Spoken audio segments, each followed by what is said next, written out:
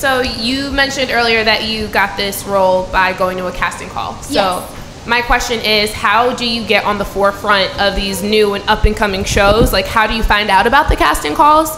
And what advice would you give to other up and coming actors, unisex, up and coming actors that are looking to put their first project of notoriety on their resume? So the way that I in the very beginning found auditions, and I did a lot of monologue slams, I did competitions that were catered to actors, I did a lot of short films, and the goal with the short films, I always say, is like, don't just do short films to do short films, still treat it like it's a very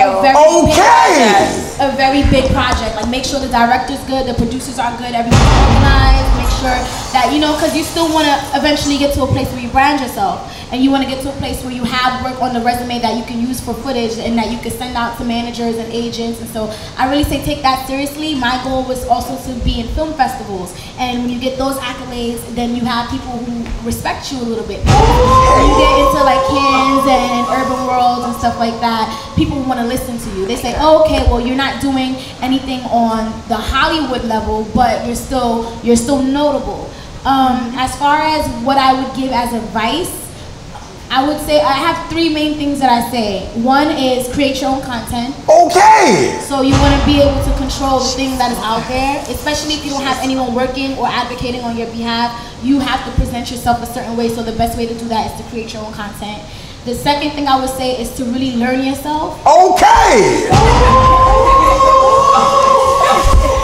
He gonna make me think I'm like a guru or something. Yeah, she got all the answers, man.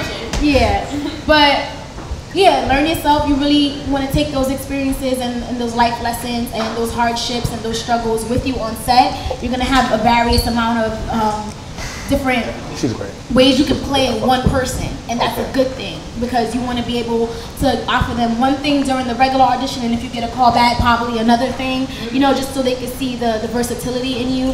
And then the last thing I would say is the end goal is to get an agent and a manager. So you it's easy to say, go get an agent and a manager. You got to elaborate on that part now, and tell them what an agent and a manager is. Okay, so an agent is somebody who's dedicated to getting you work or getting you dedicated. Auditions. Getting you Did you get the word dedicated? And yeah, that's how they get their money. That's their livelihood. So they normally take like 10% in New York City anyway. I'm not sure about other states. And then a manager is somebody who's actually there to grow your career personally. What does that mean? So yeah, so I always say if you get a manager before you get an agent, then you use what you have. But if you already have an agent, you might not necessarily be in a position where you need a manager. That's right. A manager is someone who's in a position to balance all the different things that you have and bring them together. So if you're an actress and you're writing a book about your role, and then maybe you have a dance studio or a restaurant or something that you own, a manager is in place to kind of keep your brand consistent, help you like build and cultivate everything, and they're there to guide you on your path in your career. Like, okay, how are we going to connect all four things? How are we going to keep them in alignment with what you have going on with acting? They also assist the agent in getting you work, but that's not a mandatory thing. And then they like assist with your look and your health and your nutrition. They're the liaison, so they'll get you your publicist, your agent, your everything. So yeah. Your representation as well. Yes. You said everything right, because everybody gets it confused when they say, "Oh, my manager doesn't do this and that for me." Like, your manager and your booking agent is two different people. Yeah. If your manager represents you and takes care of the things that's already out there, you understand? So manager shouldn't only come after you've made it or have a bunch going on. When do you know when you need a manager? Because there's a lot of women, they'll say, yo, I got to get a manager because I ain't got shit going on. And if you ain't got shit going on, do you need a manager? No. I don't like to tell people what to do. People are grown. If you feel like you need a manager, then you need a manager. But I knew that I needed a manager when me and my manager connected. She was someone who I had been with a previous management company, and there were some things that just didn't mesh well, and so I left. And when I left, I reached out to my new management that I have now, and I didn't have to say much. I didn't have to sell myself. It was more so like, I shot her an email, sent her a few links, and she did her due diligence and did the research. And she came back to me like, oh my God, I don't even know why you're not doing X, Y, Z, third and the third. Let's meet up. And she kind of was on it, and she told me what she felt like she could do with me with what I already had out. Right. So once I had that conversation, I said, okay, this is somebody I want to work with, whether it's in this capacity or a different capacity. I just like the way her mind worked. I just liked her. It was just kind of something that fit. She was the one who got me my agent, and that's a big thing because a manager is supposed to like try to connect you with the other people you need in order to keep your career moving. And so that was also another decision that I made to be with her, because I knew that she wanted to connect me to those people, and she felt like what I had already done was good for someone who didn't have representation. Well said. I saw that you're a vegan. I like your hair. Thank you. I'm seeing a pattern here.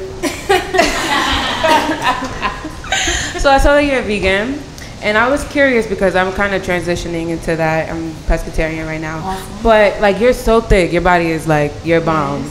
But how do you keep your figure? But watch Ruby. How do you keep your figure? What is your health and wellness routine like? So the reason I don't really try to maintain my weight. Okay. It's just something that comes a little bit easier for me because of, I guess, my family history, and because I have really bad eating habits. Okay. So I'm vegan, but I'm not like the strictest vegan. Some vegans, they're like, oh, I'm only gonna have a handful of peanuts, and I'm gonna stay away from the fatty foods, and I'm gonna make sure that I would work out like every single, I don't do that. I eat, like, sometimes I don't eat for the whole entire day, and then when I get home, I just have like a big ass meal.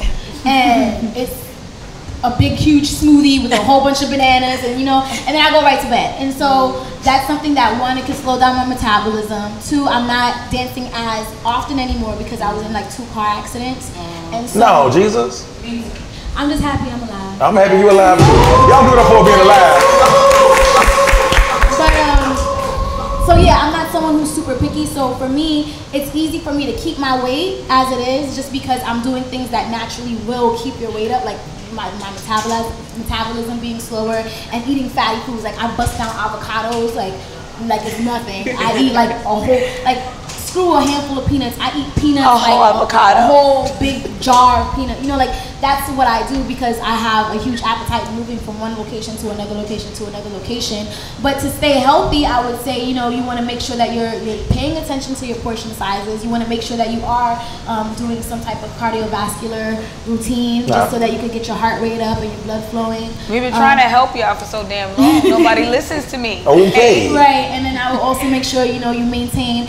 I'm not going to push anything on anyone, so if you want to maintain your pescatarian diet, there's healthier ways to do it. So just like increasing your fruits and your vegetable intake alone, that would just automatically, like, you'll see a big difference in that. And then obviously going to sleep or at a decent time, getting a certain amount of rest.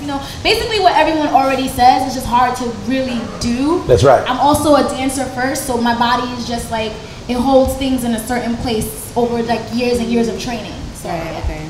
Makes sense. Word. Hey, does anybody have anything else for her? Because she got to get ready to get out of here. Anybody got anything else? I think you're amazing. You're a woman, and you're gonna be like huge because you're so empowering. Like, you give great advice, and we really appreciate that. Thank you. Do